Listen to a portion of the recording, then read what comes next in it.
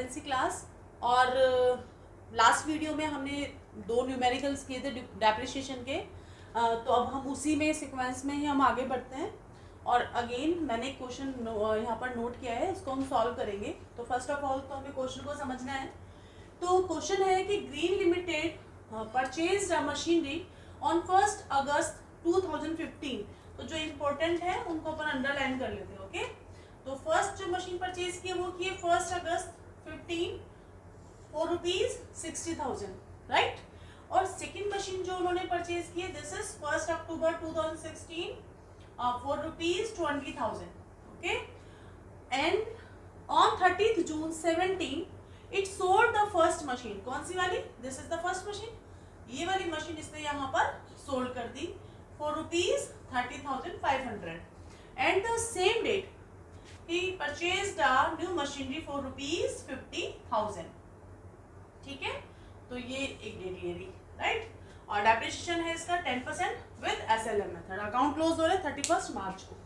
चलो, क्वेश्चन हमने पढ़ लिया, अब हम इसको स्टार्ट करते हैं। Then first August 2015 to bank account, amount है इसका 60,000।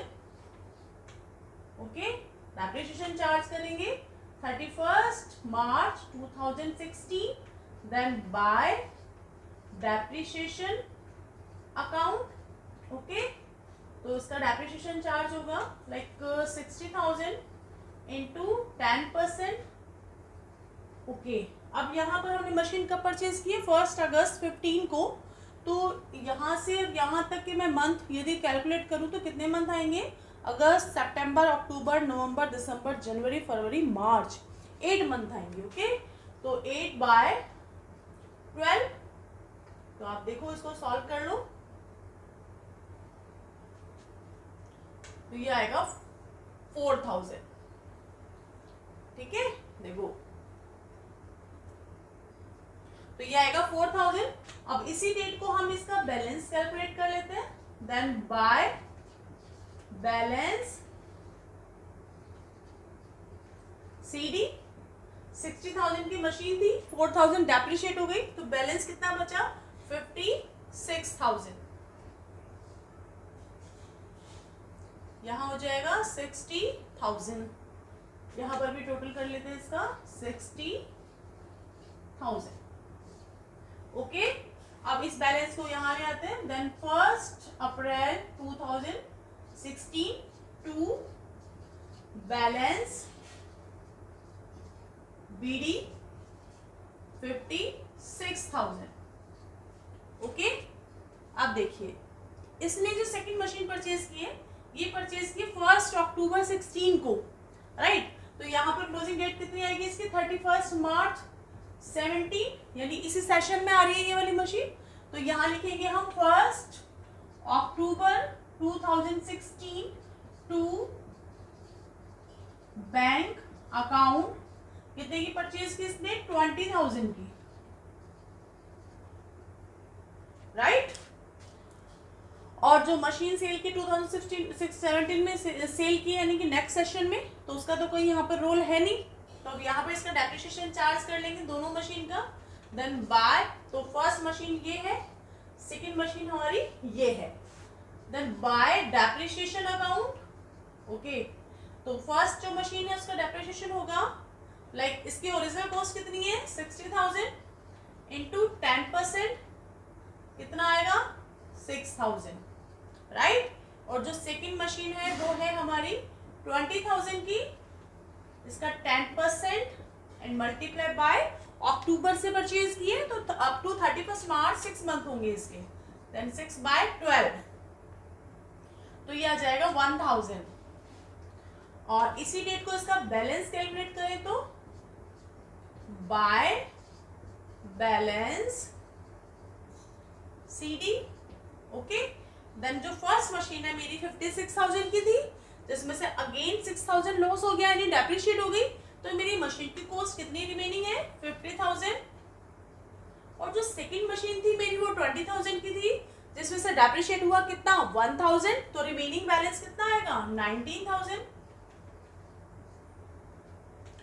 ये आ जाएगा 69,000। ओके, तो इसका टोटलिंग कर लेते हैं हम। देन 76,000 और यहाँ पर भी कितना आ जाएगा 76,000। ओके, अब इस डेट को यहाँ पे ले आते हैं। Then 1 April 2017 to balance BD 69,000। दोनों मशीन की कॉस्ट भी यहां लिख लेंगे जो रिमेनिंग बची है। Is that clear? अब यहां पर जो अकाउंट क्लोज होगा हमारा 18 में क्लोज होगा, लेकिन उससे पहले 30 जून 17 को इसने एक मशीन को सेल कर दिया। कौन सी वाली मशीन को? इस वाली मशीन को। ठीक है, तो आपको यहाँ पर जो सेल किया है जिस डेट को, वो डेट यहाँ मेंशन करनी है। तो यहाँ पे है 30 जून 2017। चलो पहले मैं इसकी आपको एंट्री समझा देती हूँ। तो ये तो हमने आपको एंट्री ऑलरेडी पहले बताई थी। जब हम कोई मशीन को सेल करते, जब मशीन बाय करते तो क्या एंट्री करते हैं? मशीनरी अकाउंट डेबिट, और मतलब assets account debit to cash है तो कैश, बैंक, अदरवाइज वेंडर। और जब हम उस मशीन को सेल करेंगे तो हमारे पास से क्या जा रहा है? व्हाट गोइंग, हमारे यहाँ से क्या जा रहा है बाहर? What goes out? हमारी असेट्स, एंड आ क्या रहा है हमारे पास? कैश। तो हम एंट्री करते हैं, कैश आ रहा है या फिर सीधा बैंक में जाएगा। Bank account debit to machinery account. समझ गए? तो यहाँ पर हम हमारा जो अमाउंट है वो आ जाएगा। तो आप देखो, जब मैं इसकी लेजर पोस्टिंग करूंगी मशीनरी अकाउंट में, तो मुझे क्या करना होगा? अपोजिट साइड में बाय बैंक लिखना होगा, राइट? तो आप सीधा लेजर को याद करेंगे, है ना, कि कैसे पोस्टिंग करनी है आपको। तो जब भी कोई मशीन सेल होगी तो आप लिखोगे बाय बैंक अकाउंट। तो सबसे पहले आपको जिस डेट को मशीन को सेल किया जा रहा है, असेट्स को सेल किया जा रहा है, वो डेट मेंशन करेंगे। देन आफ्टर आप लिखेंगे बाय बैंक अकाउंट, ब्रैकेट में लिखेंगे सेल, राइट? और फिर आप देखोगे कि सेल कितने में की है, तो इसने सेल की है 30,500। समझ गए मेरी बात को? चलो ठीक है, यानी कि इस सेशन के शुरुआत होने पर स्टार्टिंग में ये मशीन हमारे पास थी, और मशीन रही कब तक है? 30 जून तक।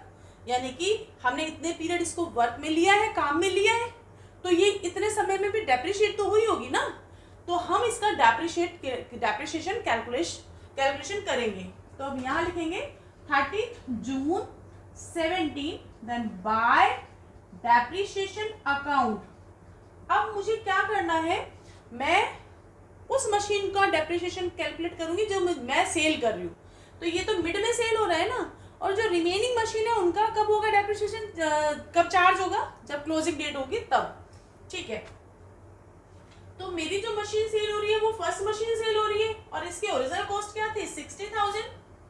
देन वही 10% इनटू, तो अप्रैल मई जून कितने मंथ के लिए डेप्रिशिएशन चार्ज होगा? 3 मंथ के लिए।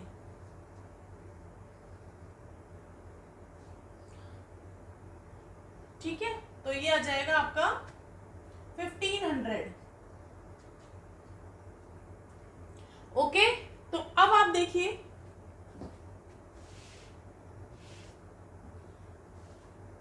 ऑन 1 अप्रैल 17 मशीन कॉस्ट क्या थी? ऑन 1 अप्रैल 17 को मशीन की कॉस्ट आपके 50,000। ठीक है, और डेप्रिशिएशन चार्ज ऑन ये कब? 30 जून 17 को डेप्रिशिएशन चार्ज हुआ। कितना आया था? 1500। ठीक है, तो यहाँ पर जो मेरी कॉस्ट है, तो 30 जून 17 को जो कॉस्ट है मेरी मशीन की वो ये बची, राइट? और मैंने सेल किया इसी डेट को कितने में? 30,500 में। 30,500 में सेल किया, तो मुझे लॉस कितना हो गया? 18,000 का। ठीक है, ये क्या हुआ? मुझे लॉस हुआ। हमें लॉस हुआ कितना 18,000। ये लॉस कहाँ ट्रांसफर हो जाएगा आपका मशीन अकाउंट में ट्रांसफर हो जाएगा। तो आप यहाँ लिखोगे 30 जून 17 बाय P&L, ठीक है, ब्रैकेट में लिख देना आप लॉस। तो लॉस होगा तो कहाँ आएगा बाय साइड में, प्रॉफिट होगा तो कहाँ आएगा टू साइड में। तो आप एंट्री कर देंगे, इसकी अमाउंट लिख देंगे यहाँ पर 18,000, ठीक है। अमाउंट नोट कर दिया आपने यहाँ पर। तो ये जो हमारी मशीन थी 50,000 की, इसका बैलेंस हो गया बराबर, ठीक है। 30,000 में बिका मशीन और हमारा 1500 का डेप्रिशिएट हो गई और 18,000 का क्या हो गया, हमें लॉस हो गया। आप जब इसको कैलकुलेट करोगे ना, ऐड करोगे सबको, तो इसकी कॉस्ट 50,000 आ जाएगी। यानी कि जो मेरी ये मशीन थी ये क्या हो गई, खत्म हो गई ये वाली मशीन। इसको आगे इसका कोई बैलेंस नहीं निकालना। और फिर ये क्वेश्चन कह रहा है कि इसने सेम डेट को ही एक नई मशीन परचेज कर ली, देन 30 जून 17। आप यहाँ लिखोगे टू बैंक अकाउंट और इसने 50,000 की मशीनरी परचेज की है। ओके, 50,000 की मशीनरी परचेज की है और कुछ सेल नहीं किया इसने। तो अब क्या करें हम, क्लोजिंग डेट पर, यानी कि क्लोजिंग डेट क्या आएगी मेरी 31 मार्च 18 को मैं जो रिमेनिंग मेरी मशीन है उनका मैं डेप्रिसिएशन चार्ज कर दूंगी। तो मेरी जो सेकंड मशीन और ये कौन सी मशीन है, थर्ड मशीन, तो दो मशीन मेरे पास रिमेनिंग है। तो पहले मैं सेकंड मशीन का डेप्रिसिएशन निकाल लूं। ओके, तो 20,000 है। तो ये वाली जो मशीन है ये तो मेरी पूरा साल है ना यहाँ पर, तो इसका तो पूरा 10% निकल जाएगा, कितना 2,000। ओके, और जो मेरी थर्ड मशीन है this is for amount 50,000 and इसका 10% मल्टीप्लाई बाय जून में परचेज किए, देन जुलाई अगस्त सितंबर अक्टूबर नवंबर दिसंबर जनवरी फरवरी मार्च, ये 9 मंथ के लिए थी मेरे पास ये मशीन। देन 9 मंथ का लग जाएगा यहाँ पर। तो ये आ जाएगा 50,000 का निकालें हम,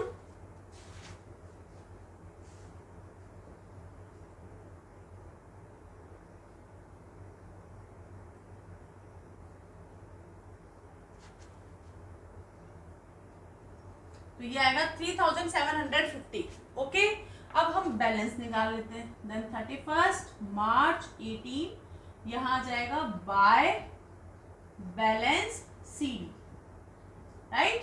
तो ये वाली मशीन तो खत्म, 19,000 में से 2,000 गया, तो ये मशीन कितने की रिमेनिंग है मेरे पास 17,000। और जो ये वाली मशीन है 50,000 में से 3750 माइनस होगा, देन 052 एंड 6 एंड 4 46,250 ये अमाउंट आ जाएगा इसका। तो यहाँ पर टोटल होकर आएगा ये 63,250। ओके, और अब यहाँ पर इसका टोटल लगा देंगे तो ये आ जाएगा आपका 119,000। तो 119,000, राइट। अब आप यहाँ पर लिखोगे 1 अप्रैल 18 एंड 2 बैलेंस बीडी,